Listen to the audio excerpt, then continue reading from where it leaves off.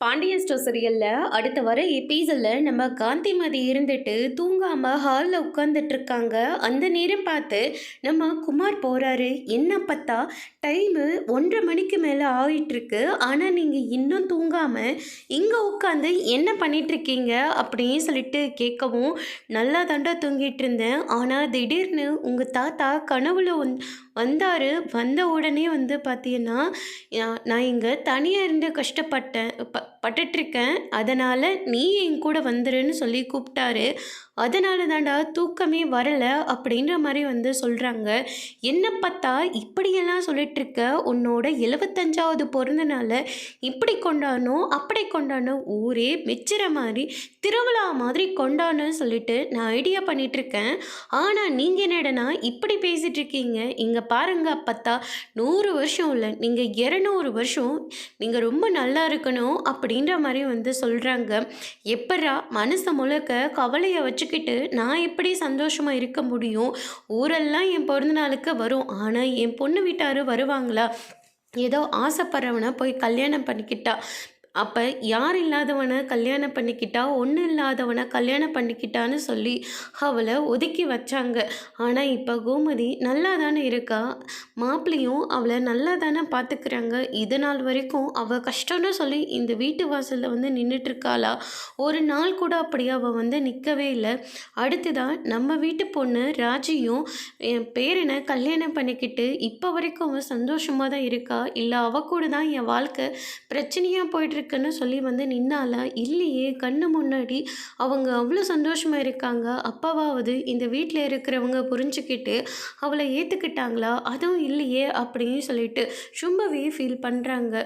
நான் செத்ததுக்கப்புறமாவது என் பொண்ணை சேர்த்திக்க போகிறாங்களா, இல்லை யாரும் இல்லாத மாதிரி இப்போ மாதிரி ஒதுக்கி வைக்க போகிறாங்களான்னு தெரியலையடா அப்படின்னு சொல்லிட்டு அப்பத்தான் ரொம்பவே ஃபீல் பண்ணி சொல்லிட்டு இருக்காங்க. குமார் இருந்துட்டு, என்ன பார்த்தா இப்படியெல்லாம் பேசுகிற, கண்டிப்பாக இந்த 2 குடும்பம் ஒன்று சேர நாள் வருத்தம் போது அப்படின்ற மாதிரி சொல்லி சமாதானம் பண்ணுறாங்க. அடுத்த நாள் மீனா ராஜியெல்லாம் ரொம்பவே ஃபீல் பண்ணிகிட்டு இருக்காங்க.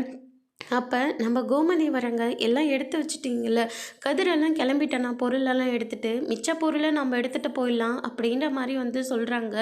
செந்தில் வராரு. செந்தில் வந்த உடனே பார்த்தீங்கன்னா, கொஞ்சம் உங்ககிட்ட பேசணும், நானும் யார் யாருக்கிட்டேயோ பணத்தை கேட்டு பார்த்தேன், ஆனால் யாருமே பணம் கொடுக்கல, தயவு செஞ்சு ஒரு 2500 பணம் கொடு, வட்டி முதலமாக 3 மடங்காக நான் திருப்பி கொடுக்குறேன் அப்படின்ற மாதிரி சொல்லி கேட்குறாங்க. என்னாலலாம் பணம் கொடுக்க முடியாது, நீங்கள் தானே எல்லாத்தையும் பார்த்துட்ருக்கீங்க, நீங்களே பார்த்துக்கோங்க அப்படின்ற மாதிரி சொல்லிடுறாங்க. அதுக்கு அடுத்ததாக ஒரு கிஃப்டை எடுத்துகிட்டு போய் கோமதி கிட்ட கொடுக்குறாங்க. என்னடி இது, திறந்து பாருங்க அப்படின்ற மாதிரி சொல்கிறாங்க. பார்த்தா அதில் வளையல் இருக்குது.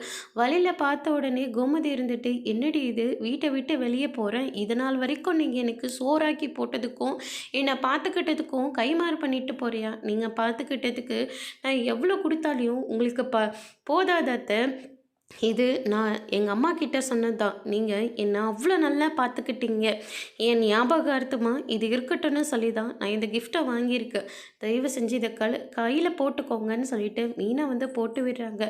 2500 பணத்தை கேட்டேன், அதையே கொடுக்க மாட்டேன்னு சொல்லிட்டு எங்கள் அம்மாவுக்கு நீ வழியில் வாங்கி கொடுக்குறியா அப்படின்னு சொல்லிட்டு செந்தில் கோவப்பட்டு அங்கேருந்து போகிறாங்க. அதுக்கு அடுத்ததாக பால் காய்ச்ச எல்லாருமே போகிறாங்க. சரவணன் ரொம்பவே ஃபீல் பண்ணிட்டு இருக்காங்க.